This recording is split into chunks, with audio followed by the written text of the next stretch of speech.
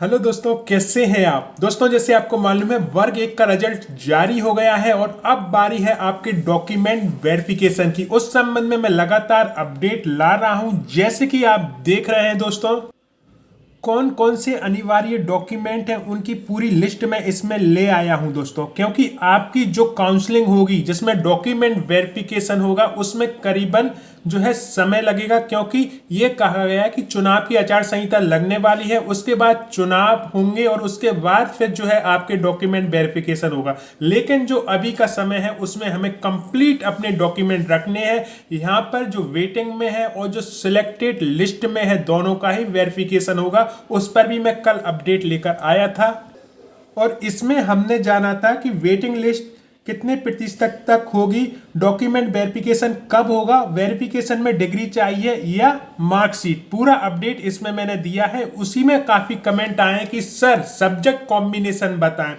कहा यह जा रहा है कि आपने जो भी पीजे किया है यानी पोस्ट ग्रेजुएशन किया है, स्नातकोत्तर किया है, वही सब्जेक्ट आपके ग्रेजुएशन में होना चाहिए, नहीं तो आप बाहर हो जाओगे। और इस संबंध में एक महत्वपूर्ण लिस्ट भी जारी की गई है गवर्नमेंट की तरफ से।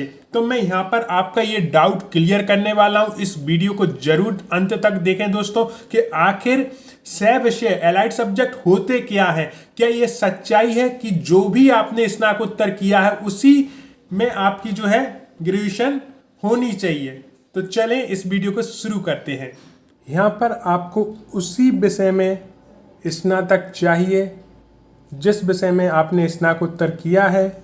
इस बात से फैल गया है कन्फ्यूजन, क्योंकि बहुत से बीकॉम वाले हैं, बीएससी वाले हैं जिन्होंने जो पीजी की है वो हिंदी, संस्कृत या इंग्लिश से की है, तो क्या उन्हें मौका नहीं मिलेगा।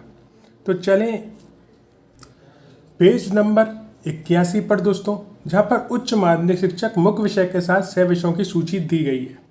यदि आप यहाँ पर देखेंगे तो हमें पूरा ही समझना होगा। कॉलम 1, कॉलम 2, कॉलम 3, कॉलम 4, इन चारों का ही समझना होगा। लेकिन सबसे पहले जो ऊपर लिखी हुई है इबारत वो भी हमको समझनी होगी, क्योंकि कन्फ्यूजन बहुत बड़ा है और मैं इस वीडियो के अंत तक कोशिश करूँगा कि ये कन्फ्यूजन आपके मन में ना रहे। यहाँ पर आप समझेंगे उच्च माध्यमिक शिक्षक यानी वर्ग एक मुख्य विषय, यहीं पर रहना है हमें। मुख्य विषयों कौन सी होते हैं? कॉलम नंबर 1 में तो आपके क्रमांक दिए, कॉलम नंबर 2 में आपके मुख्य विषय दिए गए। मुख्य विषय क्या होते हैं, पहले हमें मुख्य विषय समझना। गणित ये आपका मुख्य विषय है, रसायन शास्त्र ये आपका मुख्य विषय है, जीव विज्ञान ये आपका मुख्य विषय है। नीचे चलते हैं इसमें धीरे धीरे। भौतिक शास्त्र ये आपका मुख्य विषय है, ठीक है। कृषि ये आपका मुख्य विषय है। और चलते हैं हिंदी साहित्य ये आपका मुख्य विषय है। संस्कृत हो गया, राजनीति शास्त्र हो गया, भूगोल हो गया, इतिहास हो गया, ये आपका मुख्य विषय है। समाज शास्त्र हो गया, ये आपका मुख्य विषय है। गृह विज्ञान ये आपका मुख्य विषय। यानी कि लिस्ट बहुत लंबी है तो यहाँ तक हम रुक जाते हैं। कॉलम नंबर 2 में हो गए आपके मुख्य विषय। यहाँ पर देखिए मुख्य विषयों के सह विषयों, यहाँ पर के लगा सह विषयों, यानी इसके अंतर्गत आते हैं सह विषय। इन विषयों से आपने किया है तो आपको स्नातक में ये विषय नहीं चाहिए, वो मैं आगे बताऊंगा क्यों नहीं चाहिए। पहले हम ये देख लेते हैं सह विषय जो है कॉलम नंबर 3 में दिए गए हैं, ठीक है। मुख्य विषय के जो सह विषय हैं वो यह लिस्ट दी गई है, ठीक है। अब हमें कॉलम नंबर 4 भी समझना है। स्नातक स्तर पर अनिवार्य विषय, ठीक है।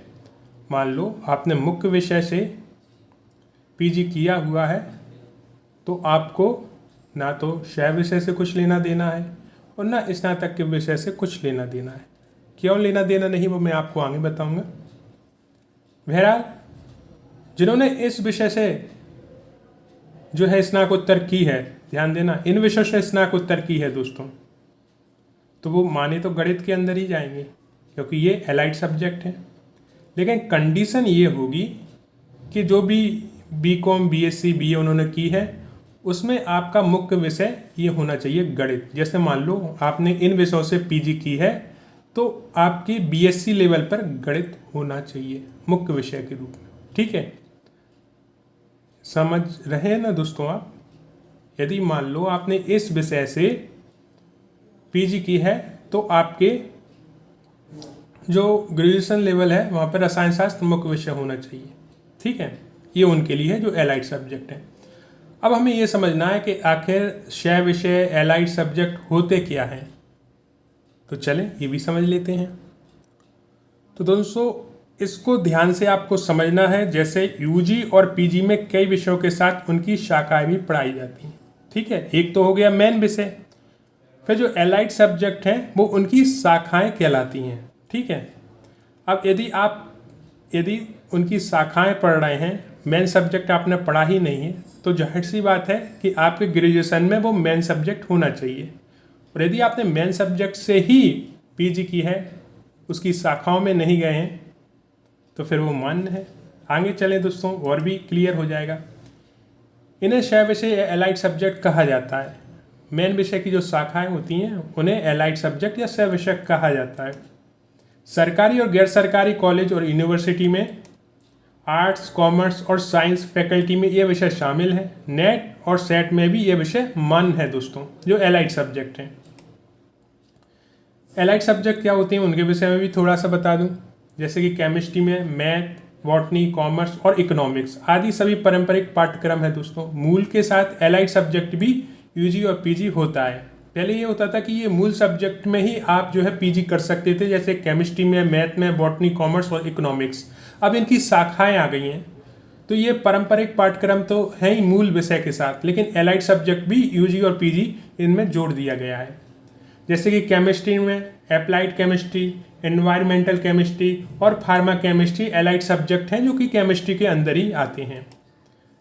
बॉटनी में माइक्रोबायोलॉजी, बायोटेक्नोलॉजी और बायोकेमिस्ट्री सह विषय यानी कि एलाइड सब्जेक्ट कहलाते हैं। गणित में बात करें तो अप्लाइड मैथमेटिक्स, इंडस्ट्रियल मैथ और इंजीनियरिंग मैथ एलाइड सब्जेक्ट के अंतर्गत आते हैं दोस्तों।